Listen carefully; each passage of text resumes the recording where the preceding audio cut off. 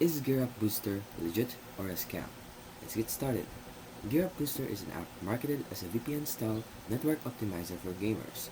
It reroutes game traffic through its server, aiming to reduce ping, packet loss, and lag. It supports PC, mobile, and console games, and it offers a free trial and subscription plans. Now, for its legitimacy, has 4-star ratings on Trustpilot ratings. It is also verified by some users in Reddit, and it has official presence hosted on Google Play, Apple Store, and many more. Now for its MIC, effectiveness, and its concerns, it has inconsistent results, potential security and privacy risk, and conflict with certain games. And for the red flags and limitations, well, it is not a malware, but it is also not foolproof.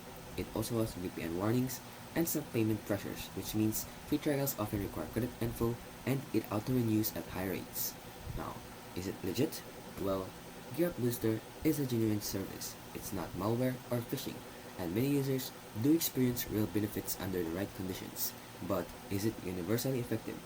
Which means no, it is not, and its results vary widely depending on your ISP, game server location, network path, and game policies. It can work great for some, be neutral for others, but it can be harmful in a few cases.